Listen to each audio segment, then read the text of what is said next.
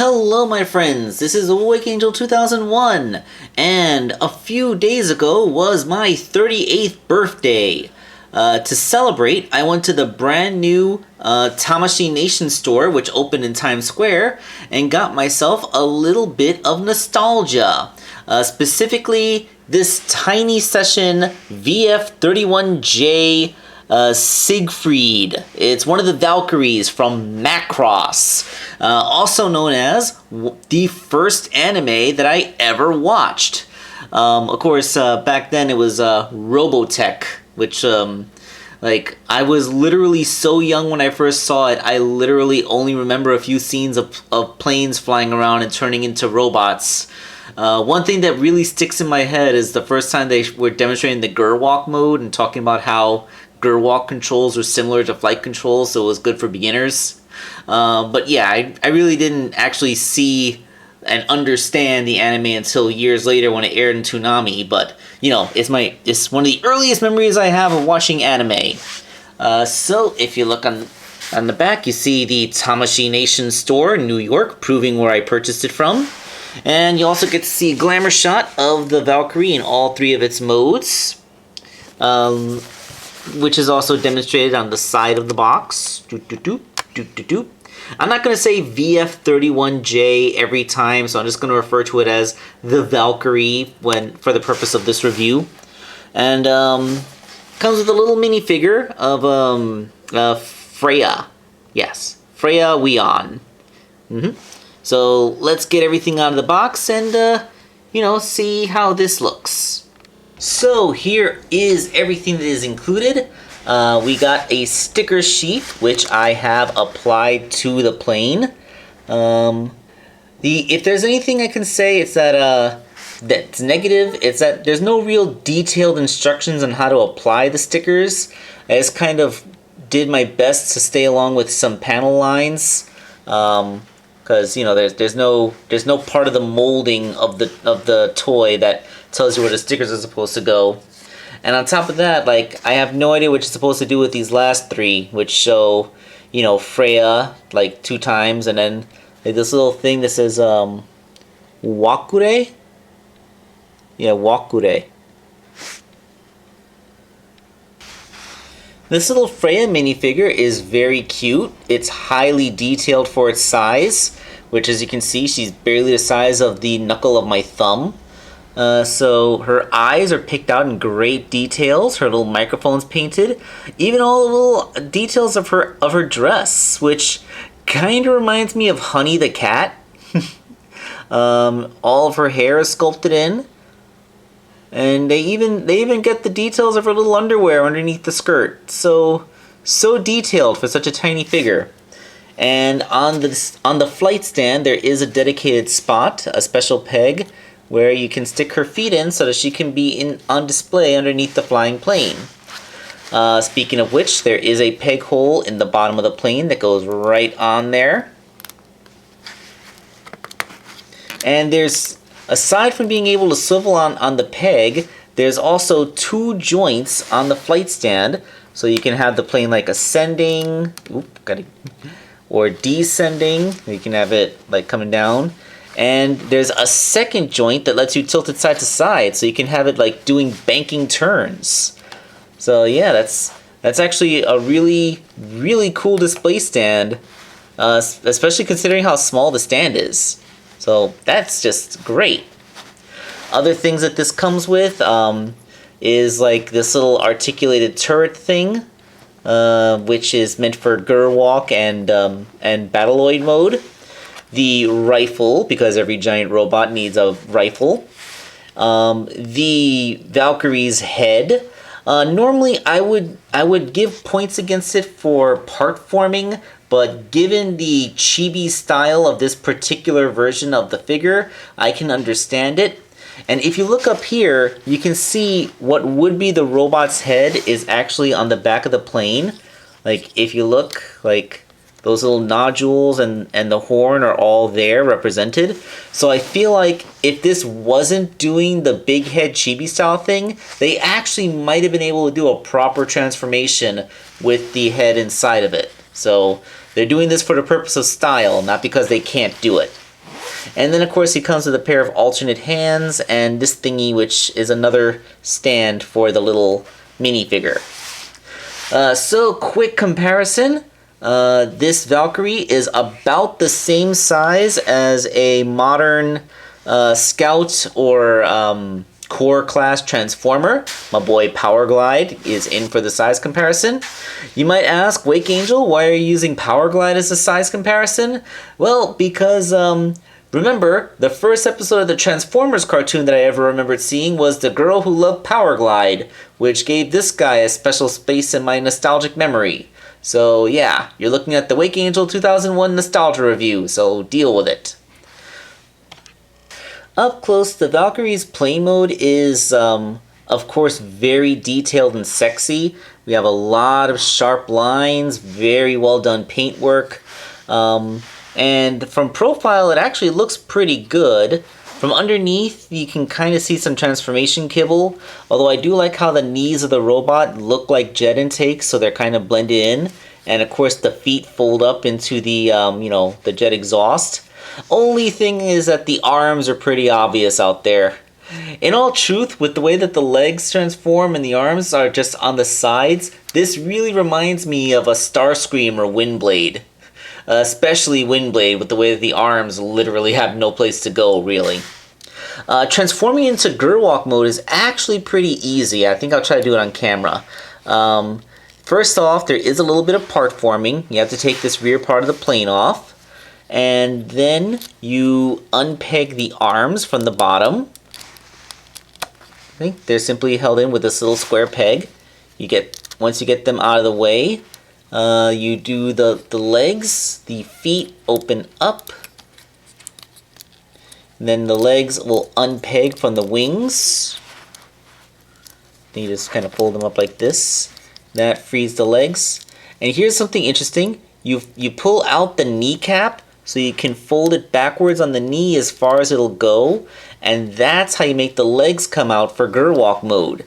Kind of like how the knee has a 180-degree range specifically to accommodate transformation into both of its modes, like regular knee bend for robot and backwards bend for the whole chicken walk Gerwalk thing. Alright, that's actually the lion's share of the transformation. Everything else is kind of straightening out. Let's do a quick jump cut to everything being in order. Of course, you saw me parts form something off the Valkyrie when I transformed it into Gerwalk mode, so something has to parts form back on to fill in that little slot, and that's what this part I showed you earlier was. Simply goes right onto there, and now you have like a little mounted turret thing on the back of the plane. So now you have a robot with little arms sticking out the front, and it has this little flight pack. Little shooty pew pews. And wait, I feel like something isn't right here. Hold on, I'm gonna reconfigure some stuff because it's not supposed to be front heavy like this. I figured out what it was. The chair was too soft and the feet weren't getting good purchase on it. With a more stable surface, the figure is absolutely not front heavy, see? Well, if you push down too far, but yeah, see? It balances decently.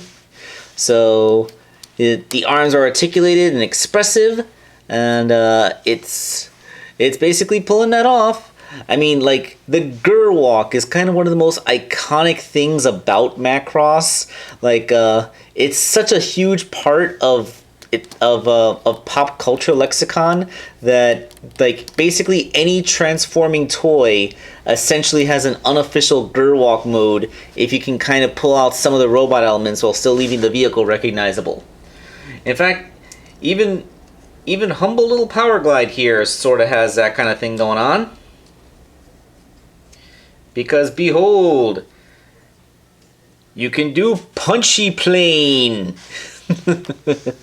Yeah, I mean, because of the way the tail transforms in this thing, you can't really bring out Power Glide's legs while still having it recognizable as an airplane.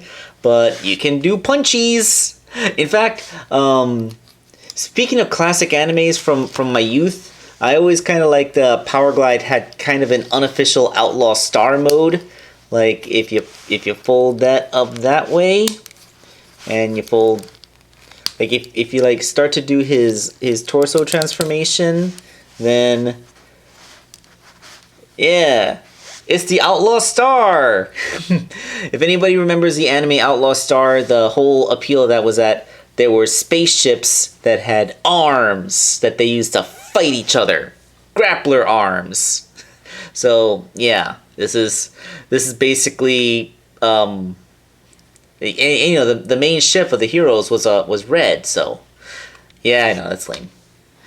So there is a bit more playability to this. The cockpit section is removable. Just gotta gently wiggle it off. And that is where this comes into play. It is designed to slot right there into the space on the cockpit. And now you have a little stand for Freya, so she can basically be doing her thing from the cockpit of the plane itself. Come on. There she goes. And no, you do not make yourself top heavy. Ta-da! So yeah, now you have an idol singing out of the cockpit of a half transformed robot plane thing. And of course, the peg is still in the same place that it was in airplane mode. Well, fighter jet mode, I should say. So, boom. You can still make perfect use of the flight stand in this mode. Hooray! Yeah. I'm not gonna lie, I love this. I love everything about this. I mean, for all the times I've been faking Gerwalk modes to finally have a toy that officially does one, I just love it. Alright, so the last mode is, of course, going to be Battleoid mode. So, there is a bit more parts forming that has to go into Battleoid mode. Which... Can I do more of this on... Hold on a second. Okay, or should I say one jump cut later. Okay, so parts forming, you gotta take this off, and then you gotta take off the back of the plane. Yeah, that's... now, funny thing, if you look, I really do feel like they could have kept this head in if we were doing a properly scaled head. But again, we're doing chibi, so part forming. Now this is kind of awkward to do. Like, I did this before. You just gotta, like, the wings fold up simply enough. Then the legs, like, they drop down. Then you straighten them out and put the kneecaps back in place to put them into robot leg mode. And then this part comes out like that. Okay. So now we have full-length robot legs. And the hard part is compressing the cockpit in properly. You fold this all the way up so it's plush.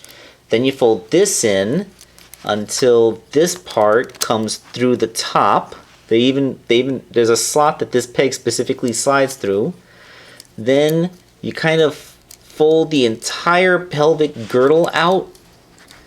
Well, the arms, like, that goes up like that. And yeah, this is where things get kind of scary, because, like, this isn't a toy for kids to play with. This is a collectible thing, so it doesn't feel as dense and tough as most Transformers do.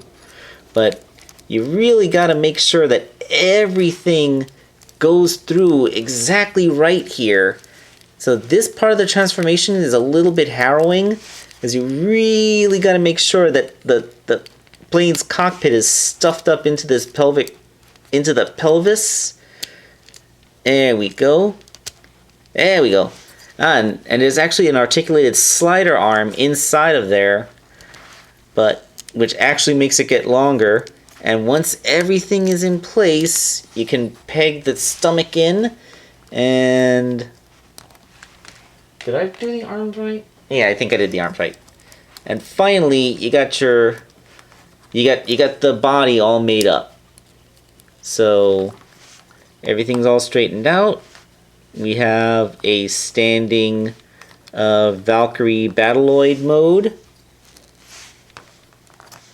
Why does he have Jazz Wears Lean? And this is where you simply take the head and very easily peg one square peg into another square peg. So boom. Then you just gotta make sure the wing pack is folded up properly. And we got us our robot mode, the Battleoid. And of course, this part is discarded. You do not need it for this mode, but this part can still be used. You just have to bring it down on this ball joint, and then it pegs into the back right here. And now he has like a mounted turret thing for his gun behind his head. I feel like having your gun so close to your cockpit can't be good. But you know, like, you don't really need to keep this here. You can, now that he's in his full robot mode, you can take the rifle out from the back and put it in the robot's fist, so he can shoot. He can shoot the way that he is supposed to shoot. Straightening out. One more bit of nostalgic size comparison. As you can see, he is just about the same height as Power Glide, so it is about the size of a core class transformer. Now the price tag of $50 compared to how, like, when this thing originally came out, it was closer to 10. Yeah, this is a figure that costs 5 times as much as an equivalent size transformer, but as you can see, it has a much sharper, more detailed paint job. It's just you know, it's just one of those. It's just higher end. It feels higher end. Like, everything in it is like, it has improved sculpt, improved paint, and of course it has that inherent fragility that means that you would freak out if you ever saw a child under the age of 15 put their hands anywhere near it. But yeah, like, the Valkyrie in full robot mode, it has a ball jointed neck, so its head can go all around and tilt expressively. Very good. Can even kind of tilt, yeah, a little bit upwards. The shoulders on this thing are really good. They have outward movement. There's a hinge there, a hinge on a stem, so you got lots of range. The elbow is ball jointed. Although I'm actually just kind of using a hinge that's up near the shoulder to do this in and out movement, but it can swivel at that point as well.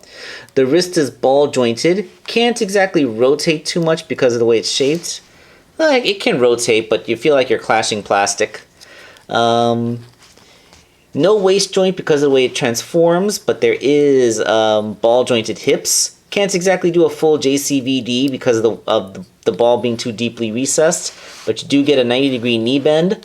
Although the thigh is so short that, yeah, it's not exactly a big step.